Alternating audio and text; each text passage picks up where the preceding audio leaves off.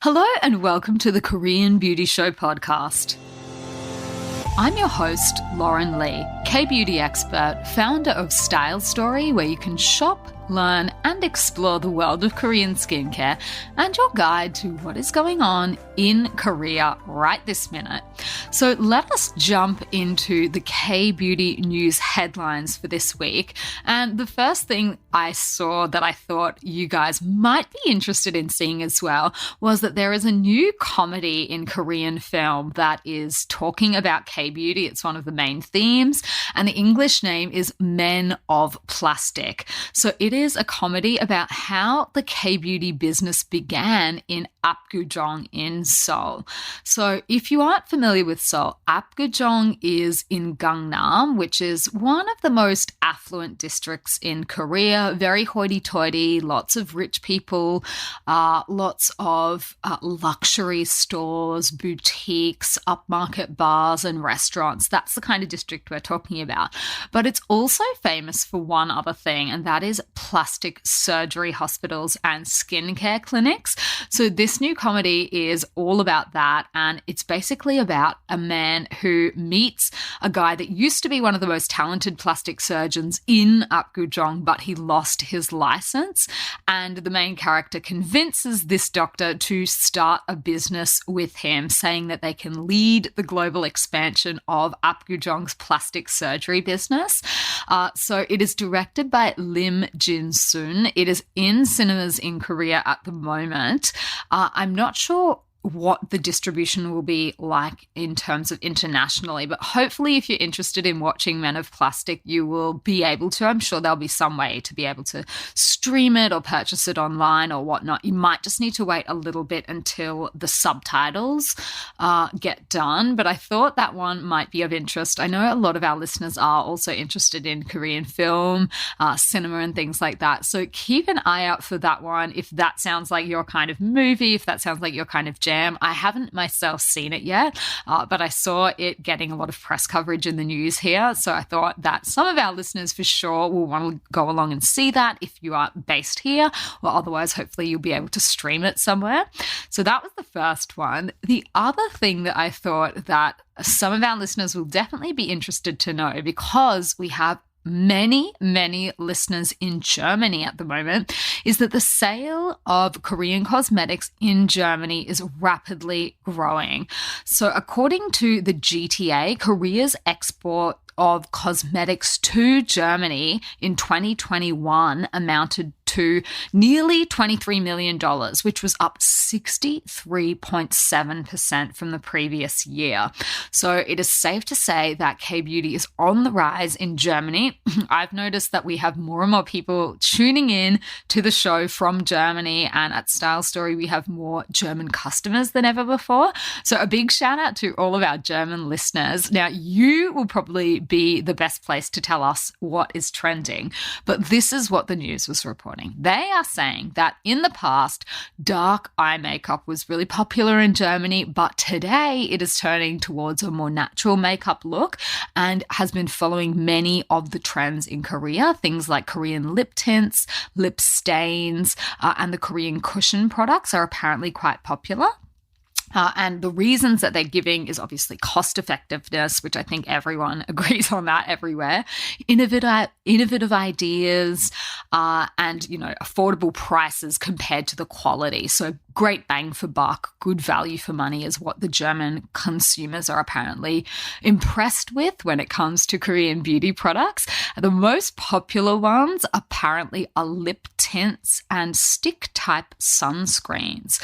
So our German listeners, you will have to get in touch with me. Come and let me know if that's accurate or not. I'm on Instagram at lauren.kbeauty. I know I have definitely some of our lovely German listeners have reached out to me in the past to tell me what's trending over there. So I'm always interested to hear from you guys. And apparently in terms of what is driving the trend and sales of Korean cosmetics, they're saying K-pop and K-drama are increasingly more popular. And so people that are interested in those two things are sort of spreading the word to their friends and family and introducing them to Korean cosmetics as well.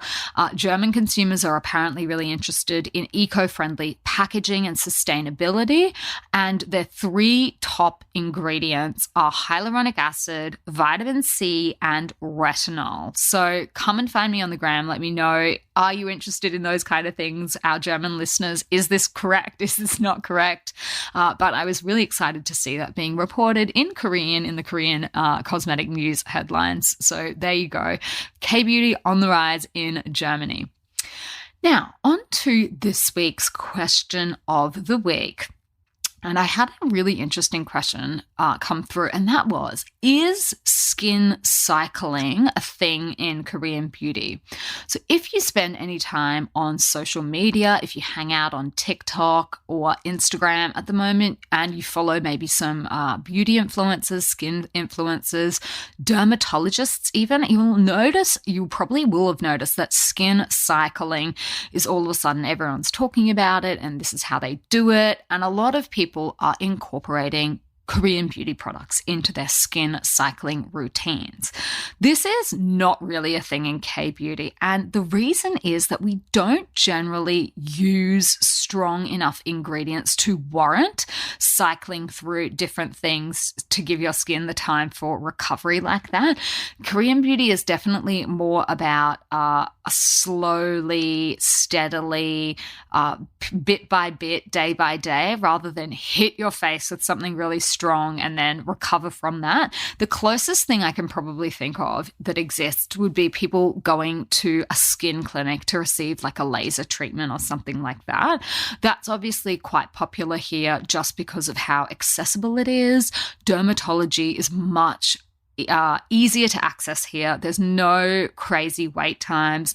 I know like in Canada, in Australia, in a lot of countries, it's really hard to even get an appointment with a dermatologist because there aren't enough compared to like the population. That's not a thing here. Luckily, there is a lot of competition. There are a lot of dermatologists. There are lots of deals and specials and things like that. So going to a dermatologist or a skin clinic to have a laser or a treatment done is just not the big deal that it can be in some other countries. It costs a lot less here as well. So the closest kind of thing to skin cycling that I can think of would be the kind of products that people turn to after doing something like that. Those products tend to be a lot gentler. If you go to a Korean dermatologist, they will tell you you should be using chaeseng cream or chaeseng kwolli products, which is basically to regenerate the skin and just treat it really gently after it's been through like the trauma of laser.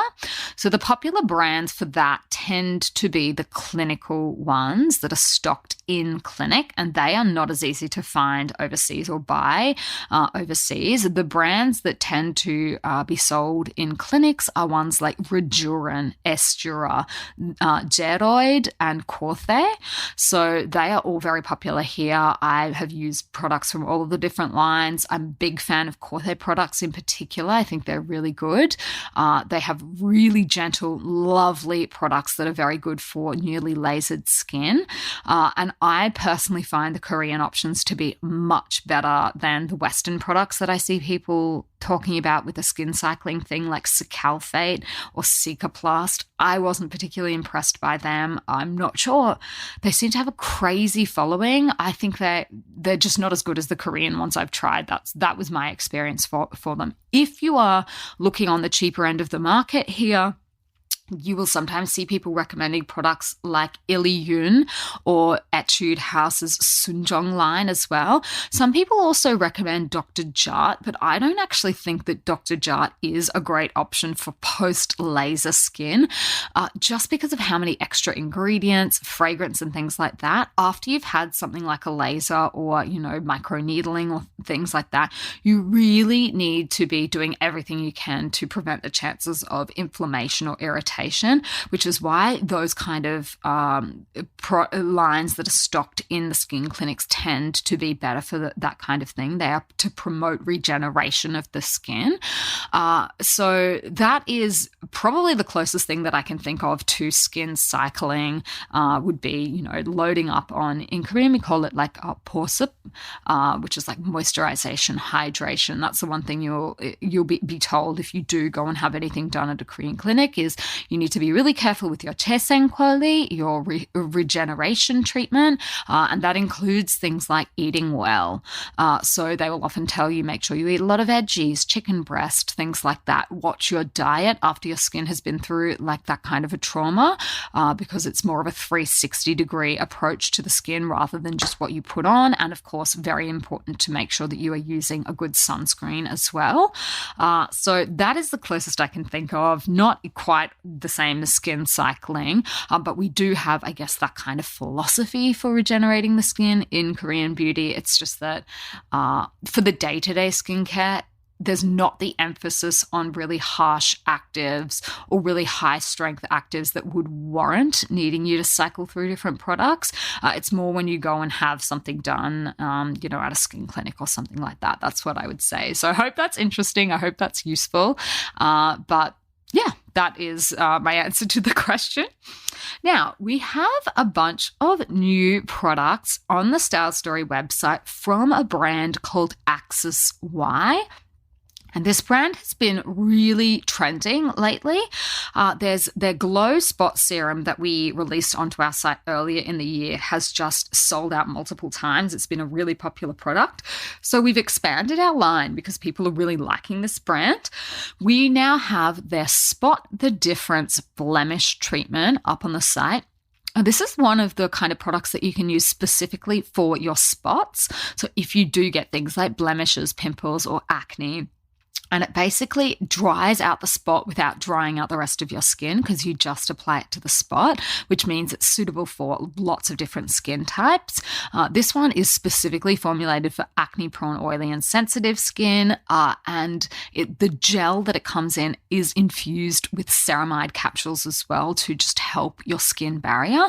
When I use products like this, I usually tend to use them in tandem with like a pimple patch. So I will apply my patch product and then this on afterwards just to help the skin sort of bounce back a little bit quicker. So the Spot the Difference Blemish treatment is up on the Star Story website now. The other one we have is the Daily Purifying Treatment Toner.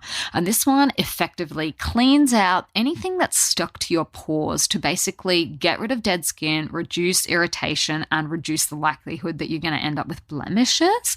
So it's got 0.5% BHA, so very nice and gentle to just gently exfoliate the skin and clear out those dead skin cells.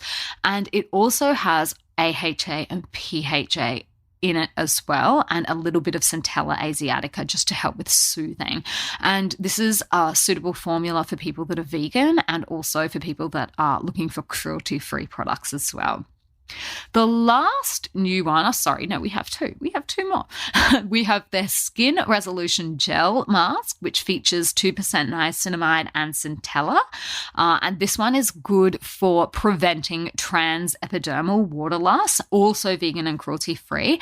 And then the last one is the Cera-Heart My Type Duo Cream. And this one is especially made for combination skin because it has two moisturizers in the one jar, separated by like a barrier so that they don't mix in together. So there's a blue gel type cream, which is specifically for the oily T-zone. And then there's a thicker cream-based moisturizer for your drier U-zone. So that's why they've called it the My Type Duo Cream, because it's got the two different ones in it. And you can basically care for your oily bits and your dry bits at the same time. So if you're looking for a product like that, go and check out the Cera-Heart My Type Duo Cream. But 4 new products from Axis Y up on the website at the moment. If you are a fan of that brand, then go and check them out. We also had some new reviews come through for products on the website from some of our reviewers, so I will share them with you as well. The first one was a 5-star review for Secret Key's Starting Treatment Essence. Now, if you're not familiar with this product, basically it looks very similar to the SK2 treatment essence. They've done it up in a jar that looks basically like a similar version of that, and that is because they are also using the star ingredient that's in that as well. So I think that this is one of those classic, you can swap one for another and see which one you prefer, particularly if you're on a budget. This is extremely budget friendly compared to the SK2. Some people absolutely love their SK2 and you'll never be able to pry it out of their hands, and then other people try this and they're very happy with it, particularly given the price point. So our reviewer said, overall, this was a totally positive experience. I have used the Secret Key treatment before, but didn't stick with it long enough to see visible results. This time, though, I have been using it morning and night, and I am seeing a visibly brightening and younger looking appearance to my skin. Very impressed with this product and will definitely repurchase as necessary. It's a 5-star product. So thank you very much for that review. I myself have used this product before, and I've used the SK2 product, and look, maybe I'm just, don't have the refined palette when it comes to the first treatment essences, but I also was very impressed with the Secret Key one as well. I really liked the SK2 one, but I thoroughly enjoyed the Secret Key one as well. So look, for me, I thought it was a 5-star product as well. That's just my personal opinion. You'll have to let me know if you have a strong preference one way or the other. The big thing for me with the SK2 one was literally just the price. It's just so much to spend on a product.